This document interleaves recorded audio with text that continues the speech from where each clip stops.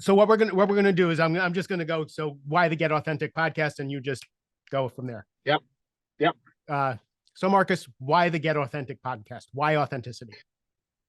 Mark, so many people I feel are fake or trying to be phony. And a lot of times people want to make it seem through social media that everything is good and glamorous and golden.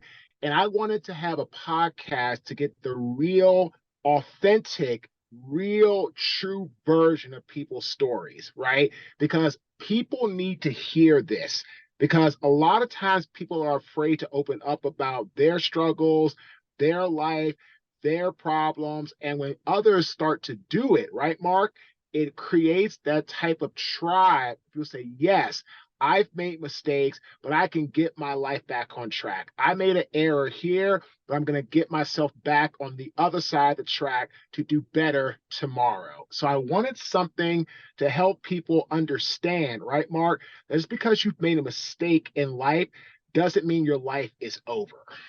Right. Those things only come from personal experience. So why is it important to you to bring that into the world? Because that's my story. I mean, I lost everything in 2013, went bankrupt, lost everything that I owned, home, cars, money, and I had to start over, right, Mark, in 2013 from complete rock bottom. I had $400 to my name in April 2013 when I moved to Raleigh. So for me, now being successful as a speaker, coach, consultant, author, podcast host, brand ambassador, all those things, it's a blessing. But my life was not glitz and all glam and all easy. And I had to endure a lot of things to get where I am today. But so your most popular keynote is the ego mistake from 8 figures to 825 an hour. And I love that. When I talk about my story, I don't, I'm talking about being homeless and a drug addict and alcoholic is so much easier for me to talk about than becoming a millionaire and then stone cold sober, destroying everything and having to build it up. Like, so, the other was not my fault. This I did. So, you talk about that. You were, by the world's standards, ridiculously successful. And then things that, so can you give us that origin story? Yeah, so the company Caden Premier Enterprises grew from a startup to an eight-figure a year business in the concrete and the dirt work business. We call it site work division of construction in Baltimore City and the state of Maryland. We were the number one contractor, African American MBE certified owned, which is MBE, Minority Business Enterprise. We were certified and we were crushing it. And all the jobs and people that there was a MySpace, but there was no LinkedIn, there was no Facebook, there was no Instagram, there was no TikTok, there was none of these things today. There wasn't no podcasts or any of that. So you had to go and meet people, right, Mark, the old fashioned way. Hi, my name is Marques Ogden. I'm the CEO of Caden Premier Enterprises. Nice to meet you. And we worked and I worked tirelessly and we did build a great company. But unfortunately, right, Mark, we talk about leadership and helping others to kind of scale up. The only person I gave a damn about was myself. That's it. All I care about was Marcus. Marcus this, Marcus that. Give Marcus money, give Marcus fame, give Marcus notoriety, give Marcus women, give Marcus alcohol. Give it all to Marcus. And that's all I ever asked for. And I got it more than I ever could imagine. And Mm-hmm. unfortunately, God has a saying, if you don't respect me and success, I will take it away. And in 2013, Mark, he took it away. And when I moved to Raleigh, kind of like the Baltimore Colts leaving Baltimore, going to Indianapolis in the middle of the night and pack up the Mayflower trucks, that's how I packed up and left Baltimore. I packed up my two cars that I had, what I was able to carry. I hired a moving company, got the stuff out of there, got down to Raleigh, and within a week of moving here, both cars were repossessed in the same day off of our rental, off our lot, off of our driveway. And I Mm. had to start over again from complete rock bottom. So let's start with emotionally. What was that like? Because again, you're a marquee name. people know who you are, so you do this publicly, then you build a business, and now you go to your family, and I'm sure you were not humble when you showed your success to your family. Now you're this guy. How did you deal with that internally? Oh, it was a nightmare. It was a Freddy Krueger nightmare on Elm Street every night, which is why my first book is called Sleepless Nights, because I never got any sleep. I was constantly up. How did this happen? Also, I was working my second job as a custodian as well. So I was working a lot, trying to just make ends meet. And I was really understanding that, Marcus, you are the one that put yourself here. You're Mm. the one. You're the culprit. You're the one who made the mistake. You're the one that did all the extra work without a signed change order. You're the one that did all this incorrectly. And so it was really a self reflection period for many, many months until September 2013, when I had my rock bottom moment as a custodian, where somebody's trash and rotten meat and nasty protruding garbage got all over me, right, Mark? When that happened, that was my time to say, okay, enough's enough. You need to get this together, right? All the self reflection about what's happening internally, you're trying to find people to blame, and you're trying to say, someone come and save me, and poor Marcus, and poor victim, and da da da da. No, Marcus, that's not going to work. That's not going to get it done. You're the one that screwed up. You're the one that made the mistake. You got to fix it. Nobody's coming to save you, big boy. Let's get it up and get going. That was the minute I said, okay, Marcus, accountability, need to get it back. Responsibility, you got to get it back. And I just started the train from there, Mark, going down the tracks, trying to be a speaker in September 2013.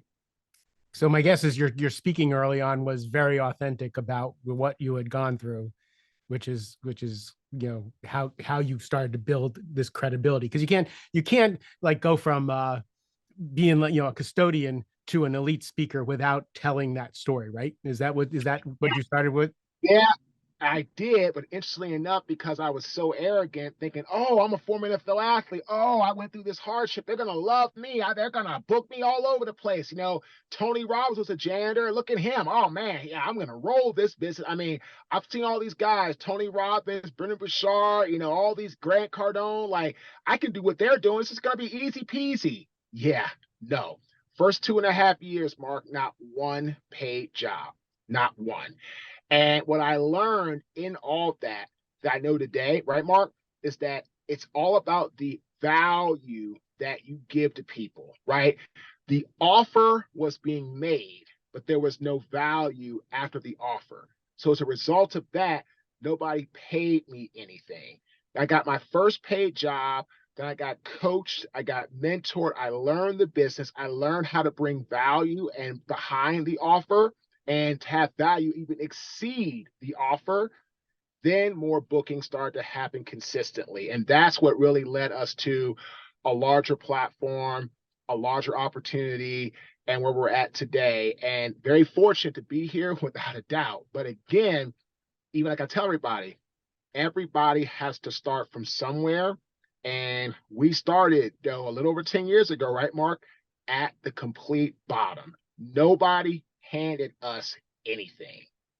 I know this comes from such a deep, authentic place, because I'm tearing up just listening to you, because I hear your words, but I know what it took to create, this new version of Marcus, and the whole get authentic thing makes so much sense now, because my guess is as you integrated all those different versions of yourself authentically, that's when your speaker business also, in your consulting business, everything took off, because now you're fully who you are. That's why I love being on your podcast.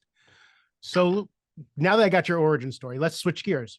So you drove a business into the ground by being arrogant and self-centered and not leading. Now you're building a new business. What leadership skills have you taken from all those lessons, from the sports, from failing, from building a new business? Biggest lesson I've learned: never ever take your team for granted. And I did that wholeheartedly with Caden. Today, our team can tell me anything they want. They can be creative, they can be innovative, they can speak out, they can tell me honestly what they think, and they can share with me feedback. They can help me get better. They can push me out of my comfort zone, and I'm okay with that. The old Marcus, no, don't push him out of his comfort zone. Let him just stay in there, make money, be an asshole. That's Marques Ogden. Today, no, like push me. If you don't like something, tell me. Tell me why. How can it be better? How can we do it more efficiently? How can we get better systems in place? How can we grow better? How can we be more efficient and not waste time? Right? All these things, right? I have a phenomenal team that I pay monthly for their help, and they're all awesome. And everybody does what they're supposed to do. I work with everybody. I'm now creating a strategy going into next year, and I'm looking to hire somebody to help be like the marketing person for one part of my brand. I've got a great person doing the podcast, great person on my online partnership with, his name is Victor.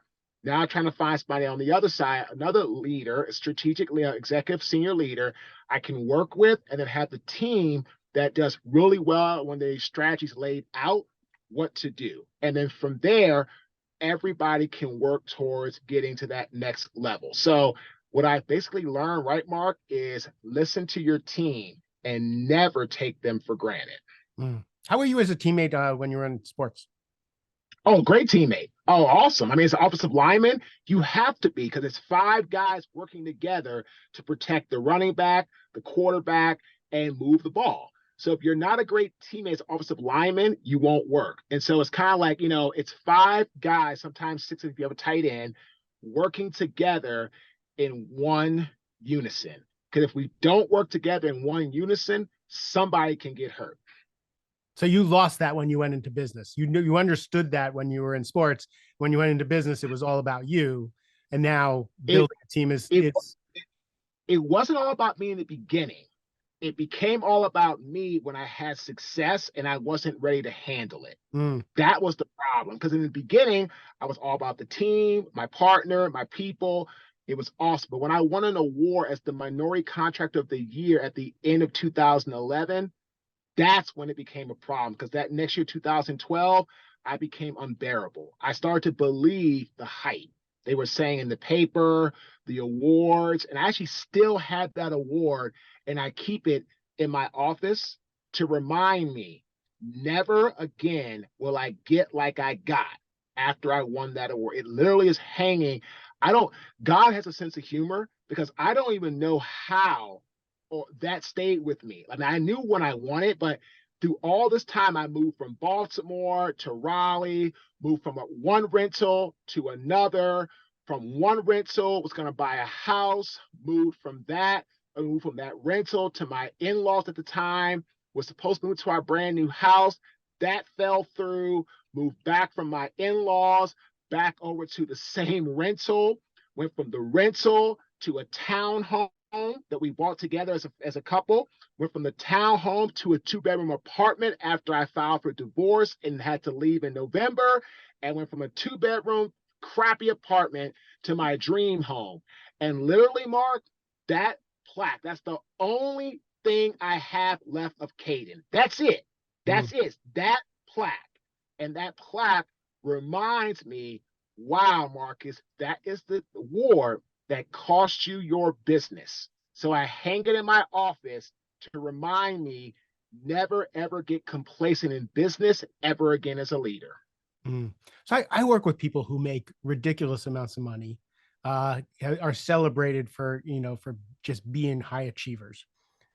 What are the warning signs that you're losing sight of what's important on your team?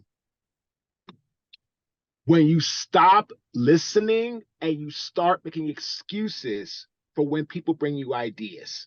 Mm, When you start saying, "Oh, that makes sense, but how about this? I like this better." Oh, that makes sense, but I want to go this way and that way, right? You start making excuses because you don't want to realize and own that your team really knows it better than you do. mm. But again, a great leader, that's what a great leader does. They bring in great people that know the business better and allows you to be the overall creator and help everybody move the needle forward. and not about you having to always be right or be the one that comes up with the idea. And that was who I was. And I was just such an arrogant butthole, man. Like trying to tell me something, I just didn't listen. So though, if you're not listening as a leader, that's the first sign that your ego is getting in the way. Wow. Okay. So for me, when I think about this, it really is kind of shoring up your self-esteem, your self-worth, know the value that you're bringing to an organization, because I watch people falter when there's people on their team that may actually be more talented than them at what they did, right? And now your job is now a leader. It's not to be as talented as them at the thing. It's now to take those absolute weapons and point them in the right direction, give them the support that they need. How did you find the wherewithal to humble yourself, to listen? Create an alignment around a unified vision and never ever forget that you are not better than the mission and or the team as a leader. If you keep that thought process, Mark, everything will work out just fine. I love that. Something bigger than, you're all working towards something bigger. It's, I'm reminded, my friend Teo Alfaro runs a wolf sanctuary, and he taught me that there's an alpha pair of wolves, but wolves take turns leading. The best hunter in the pack leads the hunt. Each wolf has its own skills, and it leads when it needs to, and the alphas take a back seat in those particular tasks. And so the survival of the pack is the most important. I also think about like value. When someone called me yesterday, and he was having trouble making a decision, so I reminded him of his values. Who do you say you are? What are the values you live by? So he stated those. I said, how does this decision fit in there? He goes, well, this is the decision I need to make according to my values. Done. Right. It's no longer a personal want, all that stuff. It's, oh, this aligns with my values. So that's what I hear you saying. Am I close? You're 100% on, right? When your values are aligned with your vision and how you want to live your life, that's when great things start to happen for you going forward. Yeah. So, okay. So question, people come see you speak, people listen to your podcast. What impact do you want on people when you're done with all this? What do you want people to say about you? I want people to know and to say that Marques Ogden was an individual that shared his experiences, his highs, and more importantly, his lows, so that others don't end up making the same mistakes that I did. That's what I'm about. I work with my clients, I speak, I coach, I consult, I podcast to help people avoid my mistakes, my guests' mistakes, to help them live the best life possible. That is to me what it's all about. This is why you and I are such kindred spirits. Right? I made the mistakes, I crashed and burned, and I just, I want to show people where the potholes are so that they can Right. skate around them, Don't, right? don't end up like me. Don't end up bankrupt, broke, almost homeless, losing your home, both cars repossessed, almost looking at homeless shelters, get ready to look to move in because you couldn't have enough place to live, going to the food pantries, running from creditors, having all these things on your docket. Yes, don't be like me. Be better than me. Oh, yeah, only 100 pounds probably separates you and me. This is Something great. like that. So if people want more of you, where can they find you? Great question, Mark. They can go to our link, www.marques, MARQUES 360.com. And also you can go to our website, marquesogden.com, or you could just go to our app. We have a new app called the Marques Ogden app. You go to your Android or your Apple into your app store, type in Marques Ogden, and our app will pop up. You can follow some of our exclusive content. You can listen to some of our podcasts. You can reach out to us. We have some downloadable workbooks you can do on the program, on the app. Go to our app, connect with us, or go to marques360.com or to our website, marquesogden.com. All right, we're going to put all that in the show notes so nobody has to go searching for it. The podcast really is special. You have conversations with people I've seen on other podcasts, but you have a different conversation, and you did that with me. I just appreciate who you are, what you bring to the world. Marcus, thanks for being on this show. Thank you, Mark. I appreciate it, my friend. To everybody else, this was inspiring to me. I hope you enjoyed it. I love you a ton. Have a great rest of the day.